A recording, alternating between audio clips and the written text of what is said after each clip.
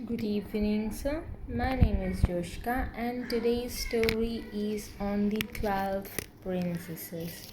There was a king who had 12 beautiful daughters. They slept in 12 beds all in one room, and when they went to bed, the doors were shut and locked up.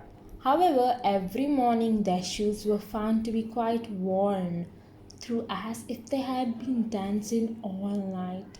Nobody could find out how it happened or where the princess has been.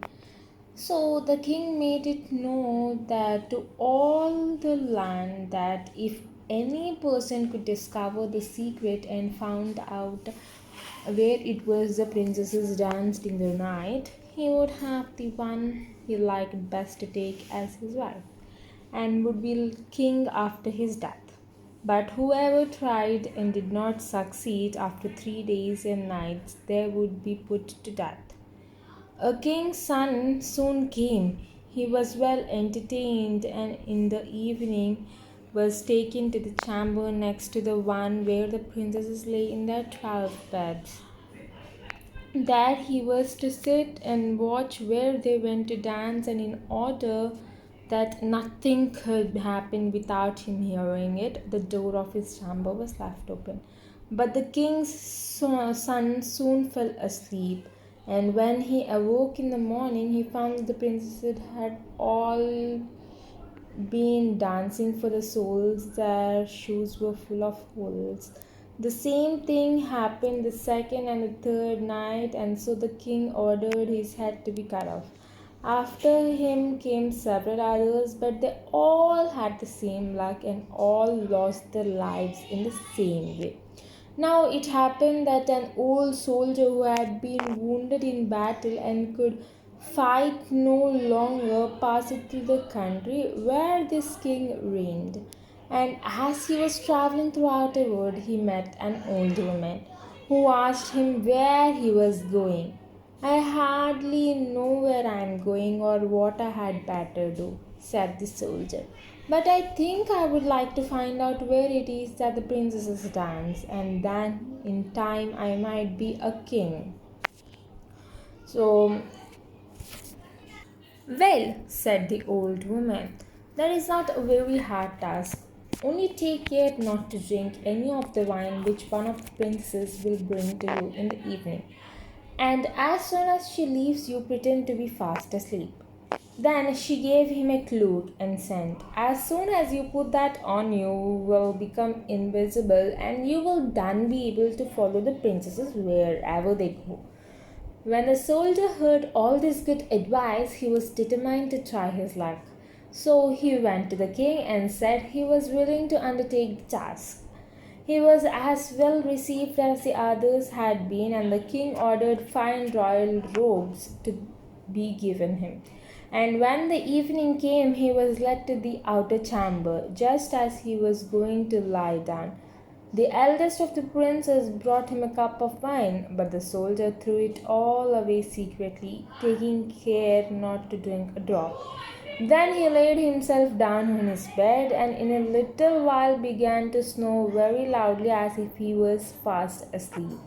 When the 12 princesses heard this, they laughed heartily, and the eldest said, this fellow too might have done a wiser thing than lose his life in this way.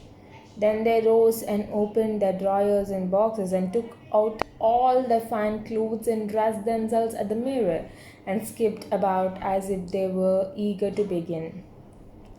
But the youngest said, I don't know why it is, but while you are so happy, I feel very uneasy. I am sure some mischance will befall us. You simpleton, said the eldest, you are always afraid. Have you forgotten how many kings' sons have already watched in vain? And as for this soldier, even if I had not given him his sleeping draught, he would have slept soundly enough. When they were all ready, they went and looked at the soldier, but he snored on and did not stir hand or foot. So they thought they were quite safe. Then the eldest went up to her own bed and clapped her hands, and the bed sank into the floor, and a trap door flew open. The soldiers saw them going down to the trapdoor one after another, the eldest leading the way. And thinking he had no time to lose, he jumped up, put on the cloak which the old woman had given him, and followed him. However, in the middle of the stairs, he trod on the gown of the youngest princess, and she cried out to her sisters, "All is not right! Someone took hold of my gown!" "You silly creature," said the eldest, "it is nothing but a nail in the wall." Down they all went, and at the bottom they found themselves in the most delightful grove of trees, and the leaves were all of silver and glittered and sparkled beautifully.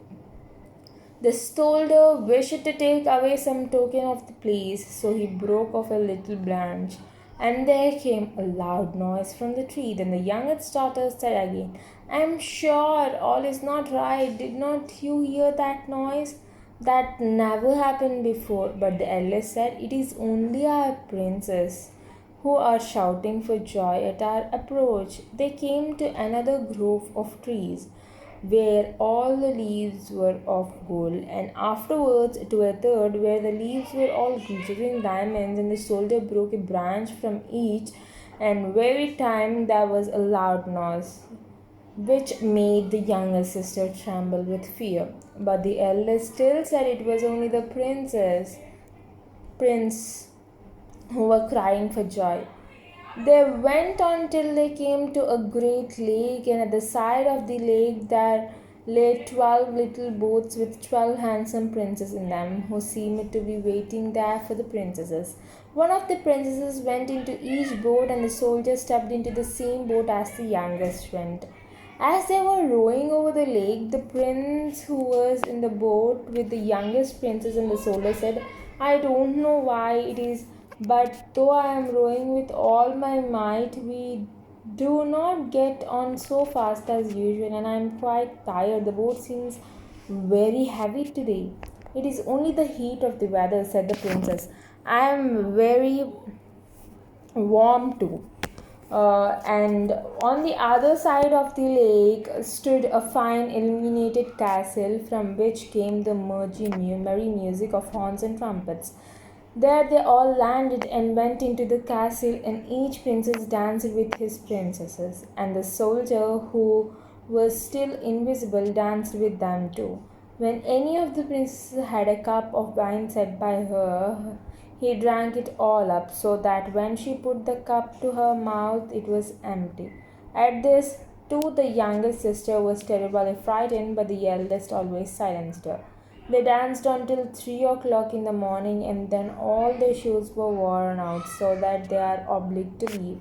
The princess rowed them back again over the lake, but the time the soldier placed himself in the boat with the eldest princess, and on the opposite shore they took leave of each other, the princesses promising to come again the next night. When they came to the stairs, the soldier ran on before the princesses and laid himself down, and as the 12 tired sisters slowly came up, they heard him snoring in his bed, and they said, "Now all is quite safe." Then they undressed themselves, put away their fine clothes, pulled off their shoes, and went to bed. In the morning, the soldier said nothing about what had happened, but determined to see more of the strange adventures, and the next night also he went with them. As soon as the time came when he was to declare the secret, he was taken before the king with the 3 branches and the golden cup. And the 12 princesses stood listening behind the door to hear what he would say. The king asked him, "Where do my 12 daughters dance at every night?" The soldier answered, "With 12 princes in a castle underground." And then he told the king all that had happened, and showed him the 3 branches and golden cups which he had brought with him. The king called for the princesses and asked them whether what the soldier said was true, and when they saw that they were discovered and that it was of no use to deny what happened, they confessed it all. So the king asked the soldier which of the princesses he would choose for his wife, and he answered, "I am not very young, so I will have the eldest." And they were married that very day, and the soldier was chosen to become the king's heir. And this This is the end of the story. Thank you.